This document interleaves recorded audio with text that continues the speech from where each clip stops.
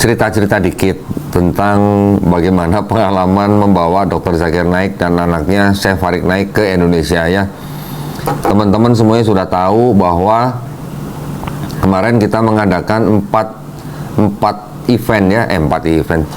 Ya 4 event di 4 kota maksudnya, tapi dengan 4 kota ada 7 ceramah, ada 7 lecture. Tanggal 8 Juli di Surakarta, tanggal 10 Juli di Kota Malang, tanggal 12-13 Juli di Kota Bandung, kemudian 18, 19, dan 20 Juli di Kota Jakarta. Alhamdulillah semuanya berjalan dengan lancar. Kalau nggak salah 2 kali kena hujan ya? Ya, di Bandung sama Jakarta. dan Jakarta 2 kali aja kena hujan. Tapi keren ya, para penonton yang kena hujan itu minggir, semuanya pada minggir. Jadi kita panitia udah sediain tenda buat meneduh ya, karena memang tempatnya outdoor. Jadi kalau hujan kita sudah sediain tenda untuk para penonton meneduh. Setelah hujan selesai balik lagi, ngumpul lagi. Bahkan kita bagi-bagikan apa? Jas hujan ya. Iya, jas hujan. Jas hujan yang cebanan satu dia. Yang tipis banget. Buat teman-teman semua yang memberikan perhatian buat ceramahnya atau dakwahnya Dr. Zakir Naik di Indonesia tahun 2025, saya mengucapkan banyak-banyak terima kasih ya. Semoga perhatian teman-teman dan juga donasi teman-teman semuanya dibalas dengan kebaikan di dunia dan akhirat ya, amin ya robbal alamin. Nah sekarang saya mau cerita-cerita dikit ya. Jadi Dr. Zakir Naik datang ke Indonesia seperti yang mungkin teman-teman sudah ketahui. Beliau datang membawa tim ya, timnya itu sendiri ada 35 orang. Kemudian beliau juga bawa peralatan sendiri, yaitu peralatan rekam ya, yaitu kamera-kamera yang nilai kameranya itu, satu kameranya itu kira-kira 300.000 dolar, rupiahnya kira-kira 5 ember ya. Dan kamera-kamera yang dibawa oleh Dr. Zakir Naik itu sama, bahkan ada yang lebih canggih dari kamera-kamera yang dipakai di Hollywood ya. Kameranya itu kamera-kamera sama kayak kamera Donditan. jauh lah. Kamera Donditan baru segini, itu kameranya segini, lensanya aja panjang bener ya. Jadi semuanya yang dibawa oleh Dr. Zakir Naik adalah peralatan-peralatan terbaik yang memang ditujukan untuk sebuah siaran TV ya, yang juga nggak main-main. Oh itu nanti ya. Jadi kamera-kamera yang dibawa itu adalah kamera-kamera yang canggih, yang hasilnya nanti masih bisa dinikmati oleh para penonton sampai 100 tahun ke depan ya. Kita kemarin coba lihat di YouTube aja yang di channel Donditan ya, itu dengan resolusi yang 1080 aja tuh udah manja banget ya, mata ngeliat itu kayaknya manja banget, bagus banget hasilnya. Oke, sambil saya cerita sambil saya bacain komen ya yang perlu saya tanggapin ya. Tanggapan Kodondi soal komentar pendeta di channelnya soal ceramah Dr. Zakir Naik yang sepi kalah dengan ceramah salah satu pendeta mereka, tanggapannya. Oke, jadi kalau ada pendeta yang nyinyir katanya ceramahnya Dr. Zakir Naik itu sepi gitu katanya, kalah sama pendeta, saya pengen nanya, yang pendeta itu ceramah itu disiarin di 4 channel TV internasional apa enggak gitu? You know? Iya dong. Yang dianggap sepi itu kan yang datang ke tempat langsung menonton, itu yang langsung datang. Tapi kalau yang nonton online coba, saya nggak tahu yang nonton online di channelnya Donditan. Kalau nggak salah kan ada beberapa live ya. Yang live aja yang nonton udah ratusan ribu. Itu yang nonton live-nya. Kemudian yang nonton di TV, karena ceramah itu disiarkan langsung di Peace TV. Peace TV itu punya 4 channel.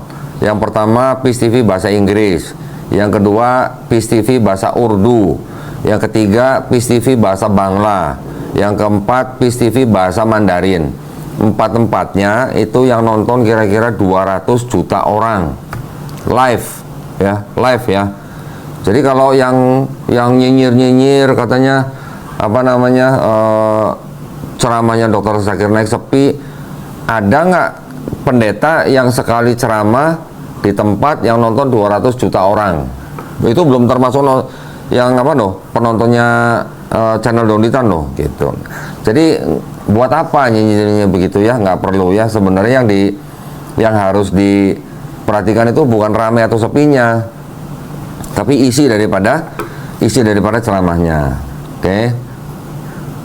Terus apalagi nih? Kenapa Zakir Naik mengharamkan tahlilan itu akan mencederai mayoritas orang muslim di Indonesia? Tanggapannya kok gini lah ya, yang masalah tahlilan itu nggak usah dijadikan sebagai perbedaan yang akar Islam gitu. Itu hanya perbedaan furu'iyah, perbedaan cabang. Orang mau tahlilan punya dalil, orang yang nggak mau tahlilan juga punya dalil. Ya monggo aja gitu. Saya termasuk yang tidak pernah ikut tahlilan, tapi saya juga tidak menyerang orang yang tahlilan. Nggak perlu, dan itu bukan akidah yang utama gitu ya. Jadi nggak usah diributin yang gitu-gituan. Nah, jadi saya terusin lagi. Mungkin pendeta-pendeta yang nyinyir itu mungkin itu mereka hanya mungkin kesel gitu ya hatinya ya, karena ada orang yang datang ke acara yang Zakir Naik, mungkin jemaah dia, mungkin bukan jemaah dia, orang Kristen yang bertanya kemudian bersahadat, mungkin ya itu ya. Jadi mereka merasa mungkin terancam gitu perpuluhannya, saya nggak tahu ya. Tapi yang jelas ceramahnya Dr. Zakir Naik itu selama di Indonesia, di Surakarta, Malang, Bandung, dan Jakarta, saya tidak pernah mendengar Dr. Zakir Naik menjelekkan agama lain, gitu ya. Beliau hanya membacakan, menjelaskan apa yang ada di dalam agama-agama tersebut, dibacakan dari kitab sucinya. Jadi bukan menjelekkan agama orang lain. Jadi kalau yang merasa merasa tersinggung atau bagaimana, ya monggo silahkan. Kita punya media yang bisa dipakai untuk membantah. Silahkan aja. Semua agama punya hak yang sama. Oke. Setiap agama di Indonesia punya hak yang sama. Contoh, orang Islam berhak mengklaim bahwa agama Islam itu adalah agama yang benar, bukan yang paling benar ya. Agama yang benar, agama lain salah. Agama yang lain juga punya hak yang sama. Mereka juga berhak mengklaim agama yang benar, agama yang lain termasuk Islam salah. Itu hak masing-masing, ya. Tidak perlu harus misalnya sama-sama klaim agama yang benar, terus kemudian harus bermusuhan, enggak ya. Saya tidak pernah mengajak teman-teman muslim untuk membenci orang-orang beragama lain, tidak pernah. Bahkan saya selalu mengimbau kita tetap harus menjaga persatuan dan kesatuan negara Republik Indonesia, ya. NKRI harga mati, itu saya ikut ya, itu saya setuju. Cuman jangan melanggar aturan pemerintah yang sudah dibuat. Apa aturan pemerintahnya? Keputusan bersama dua menteri, Menteri Agama dan Menteri Dalam Negeri nomor 1 tahun 79 ya. Di keputusan bersama itu diatur atau dilarang mensiarkan agama kepada orang yang sudah beragama gitu ya. Jadi beda agama itu tidak harus bermusuhan. Beda agama, beda keyakinan, bahkan dalam satu rumah sekalipun itu masih fine-fine aja. Cuman kita harus saling menghormati, saling bertoleransi. Tapi toleransinya hanya masalah ibadah, ya, hanya masalah ibadah, bukan akidah. Jangan mempengaruhi agama lain untuk mengikuti agama kita. Nggak boleh. Di Islam juga kita tidak diajarkan untuk memaksa, merayu, mengiming-imingi, mengancam, bahkan sampai memaksa gitulah ya orang untuk masuk agama Islam. Tidak ada. Di dalam Islam kita mengenal yang namanya la ikraha fid-din. Oke?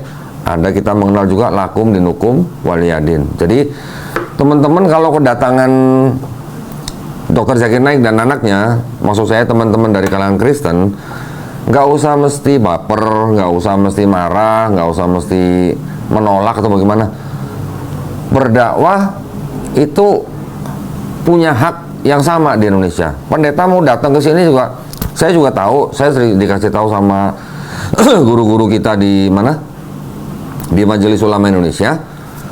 Pendeta yang datang ke Indonesia mereka bikin KKR fine aja, ya, nggak ada yang gangguin, nggak ada yang pasang spanduk menolak, itu nggak ada. Jadi santai aja. Orang masalah pindah agama tuh biasa, ya. Yang penting saling menghormati, karena setiap warga negara Indonesia itu dilindungi haknya atau diberikan hak yang penuh untuk memeluk dan menjalankan agama dan kepercayaan masing-masing. Jadi tidak usah baper kalau ada ceramah Dr. Zakir Naik ke Indonesia. Kalau mau istilahnya bertanya kepada Dr. Zakir Naik, malah diberi kesempatan pertama, ya. Jadi di setiap kota itu, dari 4 kota itu, kita selalu menganggap orang yang beragama selain Islam itu adalah tamu kehormatan, ya, tamu kehormatan. Bahkan tamu-tamu yang beda agama itu diberi kesempatan pertama untuk bertanya. Jadi ketika dibuka sesi tanya jawab nih, kita selalu berikan kesempatan buat orang-orang yang bukan Islam, silakan bertanya lebih dulu, gitu, ya.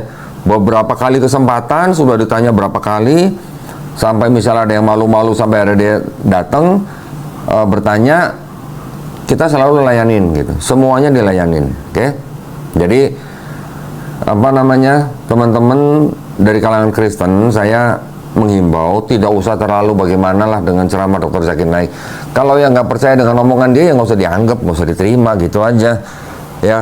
Nggak usah terlalu bagaimana. Contoh misalnya seperti yang di Malang. Yang di Malang, beberapa waktu sebelum kita datang ke Malang, ada sekelompok malah teman-teman Muslim yang menganggap ceramahnya Dr. Zakir Naik itu mencederai toleransi. Mencederainya di mana, gitu ya? Kita tahu lah ya, kalau kita sama-sama Islam nih, kita tahu nih, kita nih kan bahwa di dalam Islam ini kan begitu banyak cabang ilmu, ya. Yang dibawa oleh Dr. Zakir Naik ke Indonesia itu adalah ilmu perbandingan agama. Jadi kalau teman-teman Muslim yang mungkin tidak mendalami ilmu perbandingan agama, terus menganggap bahwa dakwah yang membawa ilmu perbandingan agama itu dianggap mencederai toleransi, itu saya rasa kurang tepat, ya. Bahkan imam-imam kita, guru-guru kita dari mulai abad-abad, mungkin dari zaman Nabi sendiri atau mungkin zaman pertengahan, semuanya sudah melakukan yang namanya ilmu perbandingan agama. Nah, ilmu yang dibawa oleh Dr. Zakir Naik itu sebenarnya boleh dikatakan menggunakan metode yang disebut dengan argumentum ad hominem concessis. Tahu lu? Nggak tahu. Sebutnya DZN, jangan lengkap. Oh, DZN. Ya. Argumentum ad hominem concessis. Ad hominemnya itu bukan menyerang pribadi, tapi menyerang argumen atau menyerang argumen daripada dokumen lawan bicara sendiri, gitu. Ya, jadi bukan berarti kita menyerang orangnya, kita menyerang pribadinya, bukan. Yang masih ngajak-ngajak atau ngundang-ngundang saya untuk debat online sama Edis, tolong dihubungin Edisnya, suruh dia ke Indonesia, ya, suruh dia ke Indonesia, tanya dulu kenapa dia kabur ke Amerika, kenapa, tahu nggak? Kira-kira, ya. Oke, yang lain. Oh, menurut Kodondi dari 4 kota ada berapa mualaf? Nah, yang lucu yang pertama kali di Surakarta, ya. Di Surakarta ada Kristen yang bertanya di depan langsung kepada DZN, tapi nggak ada yang syahadat waktu itu. Tapi ada diam-diam orang Kristen datang ke Surakarta dari kota Malang, ya, dari Malang pergi ke Surakarta, nonton hadir di ceramahnya DZN langsung. Terus kemudian dia nggak bertanya, dia malah menghubungi panitia yang ada di situ. Dia bilang bahwa dia mau bersyahadat tapi tidak mau di depan kamera, ya. Akhirnya sama panitia ditanya ke kita bawa ke ruang panitia. Jadi syahadatnya di ruang panitia, gitu, sama saya. Ya. Habis syahadat, selesai acara, dia pulang ke Malang, ya, seorang mbak kalau nggak salah, ya. Iya. Belum begitu umur lah. Ada yang begitu, itu di Surakarta. Waktu di Malang, ada yang bersyahadat langsung di depan kamera, ya. Bertanya ke Dr. Zakir Naik, satu dua pertanyaan, kemudian dia bersyahadat. Ada, malah ada satu, saya ingat ada seorang masih muda ya, masih muda, laki-laki. Dia bertanya kepada DZN, ternyata dia adalah seorang ASN, ya, seorang pegawai negeri sipil. Kemudian dia langsung bersahadat di publik gitu. Ada 2 apa 3 orang kalau nggak salah di Malang ya. Di Bandung kalau nggak salah juga ada berapa orang? Di Bandung. Di Bandung? Di Bandung kayaknya nggak ada deh. Di Bandung nggak ada, di Jakarta? Jakarta, aduh. Lupa ya. Kayaknya ada 5 apa ya? Soalnya 3 hari yang Jakarta. Iya, yang di Jakarta soalnya kan 3 hari. Nah, jadi kita sebenarnya tidak menargetkan ya. Kita tidak menargetkan mau berapa orang yang masuk Islam. Karena apa? Karena ceramah ini kan direkam, bahkan ditayangkan di PIS TV, ditayangkan di channel Donitan. Bisa aja orang yang tidak hadir, yang belakangan dia nonton video itu, entah di PIS TV atau yang di channel Donitan, setelah mereka menonton, nggak tahu besok atau minggu depan, nggak tahu tahun depan, nggak tahu mungkin 10 tahun lagi, mereka menonton, mereka menjemput hidayah, nggak ada yang tahu. Bisa begitu, ya kan? Jadi kita ketika kita langsung berdakwah itu kita tidak menargetkan siapa-siapa harus berapa orang mualaf, enggak ya. Jadi tenang aja, kita santai-santai aja. Nah, kita sekarang mau cerita bagaimana pengalaman kita nih membawa seorang DZN ke Indonesia ya. Jadi dari tim kita ada berapa orang kemarin? Saya, Cimelon, 2 media, sama sopir 1 ya. Sopir dua, sopir laki 1, sopir perempuan 1 ya. Iya. Security 1, security. Oh, security 1, terus apa lagi? Udah ya, 7 ya? Udah, 7. Dari Garda Mualaf Indonesia kemana ada 7 orang. Ya, kita jalan dari mulai Jakarta ke Surakarta, Surakarta ke Malang, balik lagi ke Bandung, baru ke Jakarta. Capek nggak? Capek. Ya, semua pasti merasakan capek. Karena jarak antar kotanya itu deket-deket. Yang agak jauh tuh cuma dari Bandung ke Jakarta aja ya. Dari Surakarta 8, tanggal 10-nya udah di Malang. Tanggal 10 di Malang, tanggal 12-13-nya di Bandung. Bayangkan teman-teman, dalam waktu selisih hanya 2 hari, itu di setiap tempat sudah disiapkan panggung, trust, lighting, audio system, LED, dan sebagainya ya. Jadi sebelum kita sampai ke kota yang kita tuju, itu semua mereka sudah mempersiapkan. Nah, setiap kota itu ternyata apa ya? Timnya, PIC-nya atau timnya itu ada 4 tim. Jadi khusus yang di Surakarta ada tim sendiri, di Malang ada tim sendiri, di Bandung ada tim sendiri, di Jakarta juga ada tim sendiri. Semuanya mempersiapkan apa yang harus disiapkan untuk event itu ya.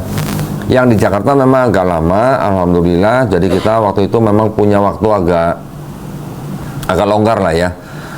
Jadi kalau yang di kota-kota lain itu 1 hari sebelum hari H itu baru gladi resik. Tapi kalau di Jakarta kemarin bisa 2 hari sebelum hari H kita sudah gladi resik. Nah, kalau cerita-cerita yang lucu-lucu apa ya? Ada 1 orang ya, 1 orang dia tampaknya kayak orang India. Iya. Dari Malang ya? Enggak, volunteer dari Solo. Oh, dari Solo. Dari Solo ikutnya. Dari Solo. Kan kita menyediakan 1 bus besar ya. Bus itu disponsori oleh Juragan 99 Trans dari Kota Malang. Jadi bus itu menjemput krunya Dr. Zakir Naik dari Kota Surabaya, dibawa ke Surakarta, balik lagi ke Malang, Malang ke Bandung, Bandung baru Jakarta. Ada 1 volunteer dari Kota Surakarta, ceritanya dia ngikut bus itu gitu ya. Iya, dia kira itu bus untuk volunteer. Dia pikir bus itu bus untuk volunteer gitu. Jadi dia ikut bus itu dari Surakarta, dia ke Malang, dari Malang dia ke Bandung, sampai di Bandung ketika check-in hotel baru ketahuan bahwa dia tuh bukan krunya DZN. Jadi ketika sampai di Bandung, ketika lagi check-in hotel baru ketahuan, "Loh, kamu siapa? Loh, kamu dari mana?" Saya dari Surakarta," katanya. Jadi ya akhirnya dia pulang dari Bandung ke Solo ya, ke Surakarta. Dari tim Jadi kiranya itu tim kita. lo waktu di Malang dia tidur di mana? Katanya masuk ke dalam salah satu kamar krunya DZN. Kayak kan kalau kru itu kayaknya ada yang satu yang kosong gitu deh kok. Oh, Jadi, jadi ngikut. Ya. Dan gitu kayaknya juga dari kru DZN mikirnya kru kita, dari kru kita mikirnya. Jadi krunya DZN pikir itu adalah kru dari timnya kita, yang tim kita pikir itu adalah krunya DZN. Ya, jadi ada ya begitu gitulah. Terus kemudian kalau ditanya ada masalah nggak dengan dakwahnya DZN selama di Indonesia? Masalah banyak, ya, masalah banyak. Kalau bicara masalah teknis banyak, ya. Tapi alhamdulillah teman-teman IO kita di setiap kota semuanya sudah ready, semua sudah siap. Jadi ketika ada permintaan mendadak, itu rata-rata teman-teman kita sudah bisa supply gitulah ya, bisa sediakan gitulah. Walaupun nambah dana, semuanya bisa diselesaikan. Terus masalah makanan gimana? Tim DZN itu makanannya. Ternyata apa aja dimakan sama tim krunya DZN ya. Dikasih nasi uduk dimakan, dikasih nasi goreng dimakan, dikasih pecel ayam juga dimakan ya. Jadi alhamdulillah masalah makanan tidak ada masalah. Terus Yang di TikTok apa? Apa? Yang di TikTok negatif banget. Ya kalau bisanya nulis doang ya terserah lah. Kalau bisanya nulis ya. Kalau bangganya ilmunya ilmu ngetik-ketik doang ya monggo. Kalau yang mau debat ya ayo gitu ya.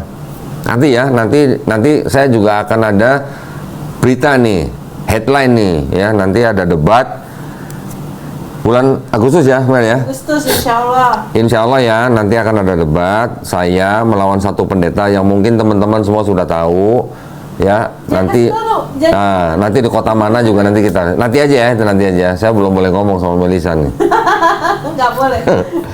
Biar netizen tebak siapakah pendetanya? Ya. Siapa pendetanya nanti ya pelan-pelan ya. Oke, nah tim DZN itu, kru DZN itu tidak semuanya orang India ya, sebagian juga ada orang Malaysia. Ada beberapa orang Malaysia yang di dalam tim itu yang juga ikut pegang kamera. Ya, ada juga ternyata dari beberapa orang, ada beberapa yang bukan langsung pegang kamera, tapi mereka ternyata adalah pengusaha-pengusaha di Malaysia yang menjadi volunteer. Nah, volunteer untuk acara DZN ini mereka datang atas biaya sendiri ya, cuman sampai di sini akomodasi segala macam kita semuanya yang tanggung. Nah tim ini yang salah satunya adalah yang menjadi translator di atas panggung bersama saya ya. Nah alhamdulillah ya mungkin kalau namanya satu kru, satu tim, ini kan macam-macam, ada yang dari Malaysia, ada yang dari Pakistan, ada yang dari India. Ketika mereka berinteraksi dengan teman-teman dari Indonesia, ya ada 1-2 salah paham, tapi alhamdulillah semua bisa diselesaikan, ya. Semuanya bisa Siapa? Oh Pak Abu, ya namanya Abu Saris namanya ya, namanya Abu Saris. Pak Abu, kemudian ada lagi Hafiz. Kemudian ada satu lagi yang dari Inggris namanya yang Yesus KW itu ya. Dari UK. Ya, ada timnya DZN namanya Mustasam kalau nggak salah. Mustasam Abbas kalau nggak salah ya.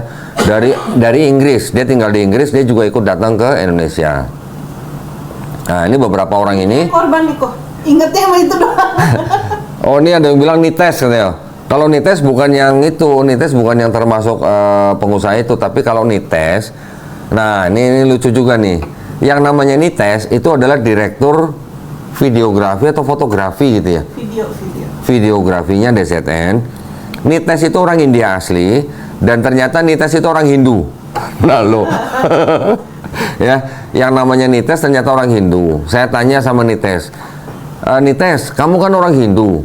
Kenapa kamu mau menjadi timnya DZN? Dia jawabnya apa? Karena saya suka DZN. Gitu doang jawabnya. ya udah. Jadi cukup unik gitu ya. Ternyata ada juga orang Hindu yang menjadi timnya DZN. Timnya Donditan atau timnya Garda Mualaf ya. Kan kita kerjasama dengan salah sebuah IO lokal yang di lokal ini ternyata ada 2 orang Kristen. Ya nggak? Yang satu laki-laki, yang satu perempuan. Ya kita kerjasamanya baik sekali ya. Kita kerjasamanya baik sekali, tidak ada apa namanya, ya kalau ceng-cengan dikit boleh lah ya, ceng-cengan dikit. tapi tidak ada yang menghina ya, semuanya kita I love you. kita semuanya kerjasama dengan baik ya. Namanya siapa? Lady, satu perempuan, satu lagi Mas Puput ya. Mudah-mudahan mereka juga bisa menjemput hidayah. Amin ya. Jadi ternyata tim kita ini juga campur, nggak semuanya Muslim. Dan ternyata DZN juga tahu, di dalam timnya juga ada orang yang belum menjemput hidayah juga tahu gitu. Nah kita sering apa ya, kita sering godain sini tes gitu ya. Ketika salaman misalnya, dia ngajak saya salaman misalnya, saya beginin asyhadu, dia ngikutin asyhadu alla ilaha illallah gitu, dia ngikutin. Berarti gimana? Dia bilang, sini tes bilang saya udah ribuan kali mengucapkan kalimat syahadat gitu. Ya, tapi dia belum menjemput hidayah, nggak apa-apa. Ada yang nanya nih kok. Kita doain aja ya. Ada yang nanya buat tim kita nih. Apa?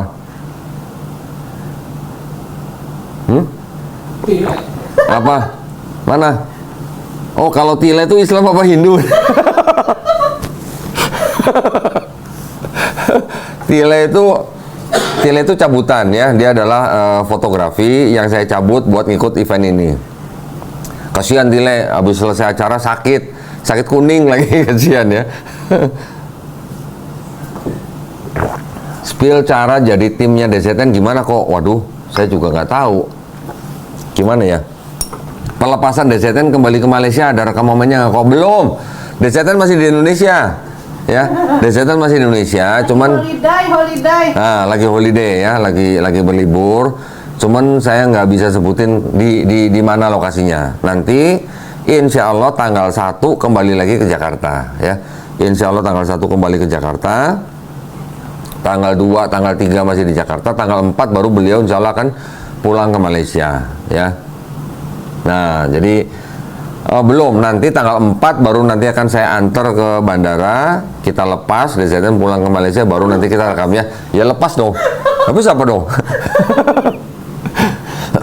Ya.